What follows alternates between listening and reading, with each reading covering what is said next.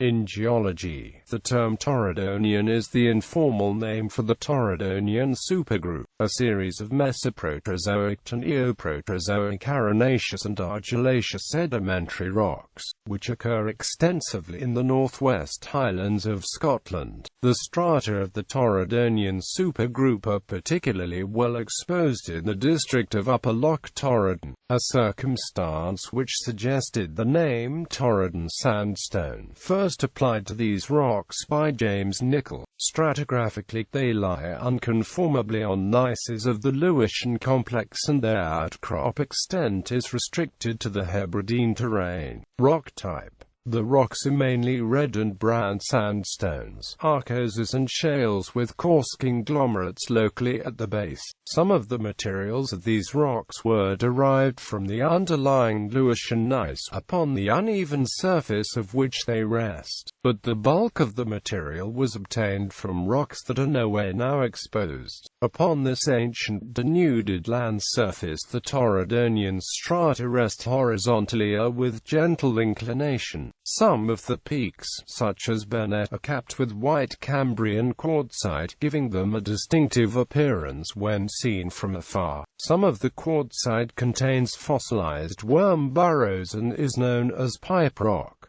It is circa 500 million years old. The Torridon landscape is itself highly denuded by glacial and alluvial action, and represents the remnants of an ancient peneplain occurrence. Their outcrop extends in a belt of variable breadth from Cape Wrath to the point of the peninsula of Sleat in Skye, running in the N.E.S.S.W.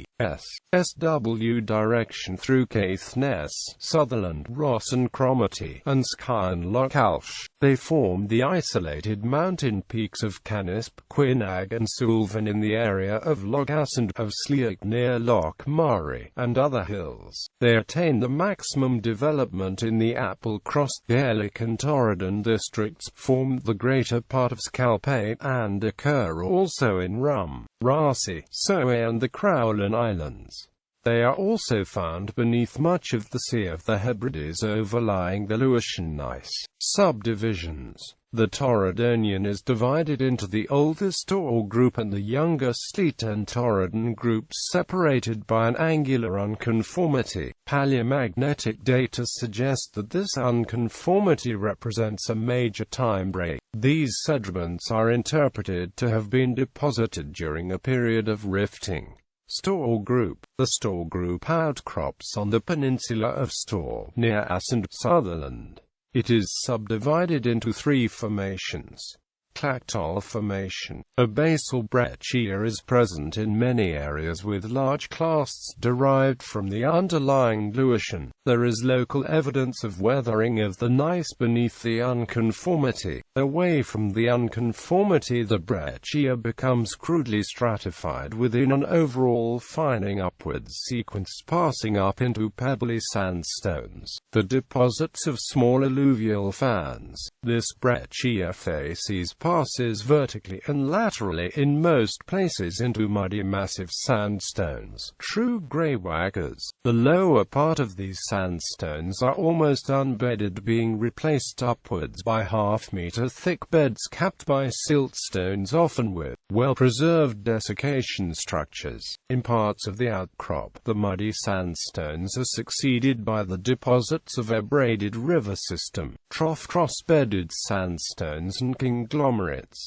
Bay of Storr Formation. The Bay of Storr Formation consists of a lower section formed of red trough cross-bedded sandstones with some pebbles, interpreted to be the deposits of abraded river system. The uppermost 100 meters of the formation, the Stackfarder and Pole A milled members, form a distinctive marker layer within the Storr Group succession with a strike extent of 50 kilometers. The Stackfarder member is generally about 10 meters thick and consists of muddy sandstone faces with abundant clasts of versicular volcanic glass, locally with accretionary lapilli. The matrix for these volcanic clasts is always non-volcanic, suggesting transport from the area where they were erupted. The member also includes large rafts of gneiss and sandstone, up to 15 meters in length. The Stackfada member has been traditionally interpreted to be a mudflow. An alternative suggestion has been that the member represents part of the proximal ejecta blanket from an impact crater. This interpretation is supported by the presence of shocked quartz and biotite. The overlying pole A milled member consists of a thin sequence of siltstones and fine sandstones alternating with muddy sandstones, suggesting deposition in a lacustrine environment.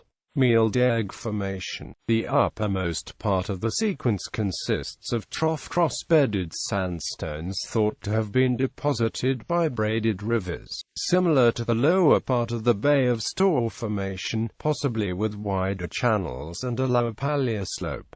Sleet group. The Sleet group, which outcrops on the Sleet Peninsula on Skye, underlies the Torridon group conformably, but the relationship with the Store group is nowhere exposed. It is presumed to have been deposited later than the Store group, but possibly in a separate sub-basin. It is metamorphosed to green schist facies and sits within the Kishore Napi, part of the Caledonian thrust belt, making its exact relationship to the other outcrops difficult to assess. The sequence consists of mainly coarse feldspathic sandstones deposited in a fluvial environment with some less common grey shales, probably deposited in a lacustrine environment. Rouvigoile formation. The unconformity at the base of the Sleet group is not exposed on Skye, but at Kyle of Loch Alsh. The basal part of the sequence is seen to consist of breccias, with clasts derived from the underlying gneiss. Topographic relief on the unconformity reaches several hundred meters. Most of the remaining part of the formation consists of coarse green trough cross-bedded sandstones, the color coming from its content of epidote and chlorite. The coarse sandstone beds are interbedded with fine-grained sandstones and siltstones, which become more common towards the top of the formation. The siltstones show desiccation features. The formation shows an overall upward fining trend, which continued with the overlying Loch Nardal formation siltstones. Loch Nardal formation. The basal part of this formation is formed of laminated dark grey siltstones. This 200 meters thick unit is often phosphatic and contains occasional coarse to very coarse sandstone laminae. It is interpreted to represent the maximum expansion of a lake. The upper part of the formation is composed mainly of coarse, occasionally pebbly, trough cross-bedded sandstones, interpreted to record the building out of a series of deltas into the earlier lake. Ben Nassim Rhaeg formation. This formation consists of coarse-grained cross-bedded sandstones, typically showing contorted bedding. Kinloch formation. This formation is similar to the underlying Ben Nassim Rhaeg formation. The main difference is that the sandstones are generally finer grained than those below and have better developed ripple drift lamination. The sediments show marked cyclicity, with fining upward cycles, 25 to 35 meters thick with shales developed at the top. The uppermost boundary of this group with the overlying Torridon group has been interpreted to be conformable, with evidence of interfingering between the Kinloch formation shales and Applecross formation sandstones. In support of this observation, there are no sandstone clasts above the boundary and no change in magnetization between the formations. The main difference is in the degree of albertization of the feldspars. Those in the Sleet group are only partially affected. while those in the Applecross Formation are completely albertized. There is also some evidence for a change in bedding orientation across the boundary, which is nowhere well exposed, suggesting that it may represent some sort of disconformity. Torridon Group. The Torridon Group infills an irregular land surface with up to 600 meters of topography locally, cutting down through the previously deposited store group sediments resting in many areas directly on the Lewisian. It has been suggested that there is significant unconformity within this group, between the Berg and Applecross formations. Berg Formation. The lowest part of this formation consists of a basal breccia containing clasts derived from the underlying Lewisian complex, with the thickest developments in the Paleovallis. The breccias passing vertically and laterally into tabular sandstones. Gneisses are locally channelized and interfinger with grey shales containing thin beds of fine-grained sandstone with wave-rippled surfaces. The shales show the effects of desiccation, with mud cracks preserved by being filled by overlying sandstone layers. In the upper part of the formation, beds of massive sandstone with sharp bases appear, becoming more common and thicker bedded towards the top. Ripple drift lamination at the top of the sandstone layers indicates deposition from easterly flowing currents. This sequence is interpreted to represent the progressive infill of the topography by alluvial fans building out into ephemeral lakes. The more massive beds are interpreted to be Lake Turbidites. Applecross Formation. This formation consists of coarse sandstones, both trough and plain cross-bedded. The orientation of the troughs suggests a paleocurrent flowing from the northwest. The sandstones carry a distinctive set of pebbles, including jasper and porphyry. Most of the sandstone beds are affected by soft sediment deformation structures suggesting liquefaction, possibly as a result of seismic activity. The uppermost part of the formation consists of finer-grained sandstones, transitional to those of the overlying Altby Formation. At Cape Wrath, the basal part of the formation shows a fanning of paleocurrent directions consistent with deposition from a large alluvial fan with its apex near the Minch Fault. The source area for this fan has been calculated as about 10,000 square kilometers. Altby Formation. This formation is similar to the Applecross Formation, except that the sandstones are fine to medium-grained and there are very few pebbles.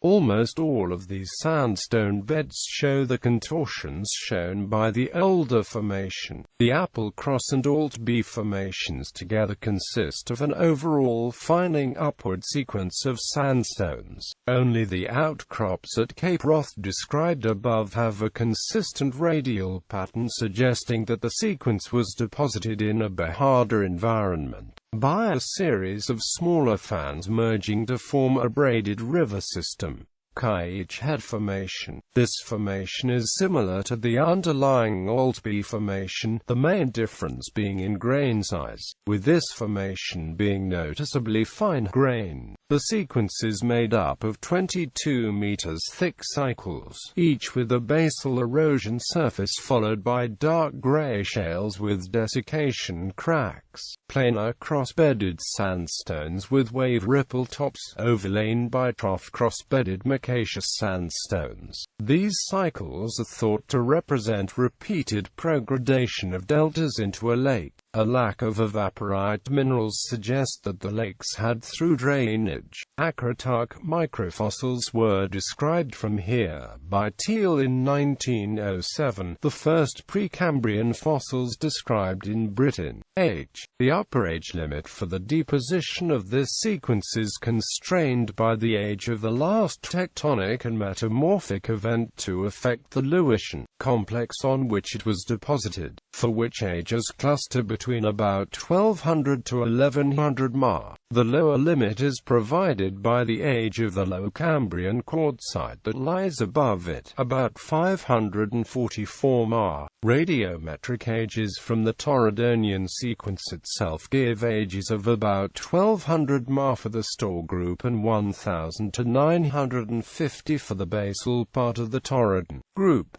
This implies an age gap of at least 200 ma between the deposition of these two groups, consistent with the paleomagnetic evidence. Ages of detrital zircons also provide some constraints on the sequence age. The Store group and the lower part of the Sleet group show ages consistent with derivation from Scorian and to a lesser extent Laxfordian rocks, with no dates after 1700 ma. The upper part of the Sleet group includes a large component of broadly Laxfordian age with almost no Archean ages, with a lower limit of about 1200 ma. In contrast, the Diabig Formation shows a small group clustered around 1100 ma at the age of the Grenville orogeny. In the Applecross and Altby formations there are many more zircons giving ages around 1100 ma and even below 1000 ma.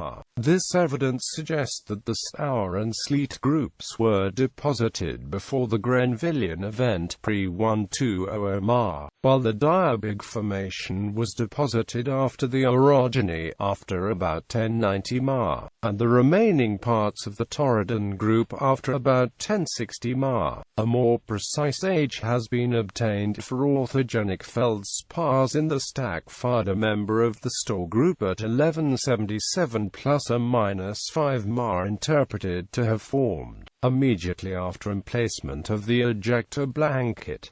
Tectonic setting. Variations in thickness and lithology are consistent with both the Store and Sleet Torridon groups being deposited in a rift setting. Evidence from seismic reflection data in the Minch suggests that the Minch fault was active throughout the deposition of the Torridon group. This is consistent with the generally westerly derived pebbly material throughout the thickness of the Applecross Formation, suggesting a constantly rejuvenated sediment source in that direction. More recent work has suggested that although the Store and Sleet groups were probably deposited in a rift setting, the scale and continuity of the Torridon group, particularly the Applecross and Altby formations, is more consistent with the Molasse type setting, possibly related to the Grenvillian orogeny.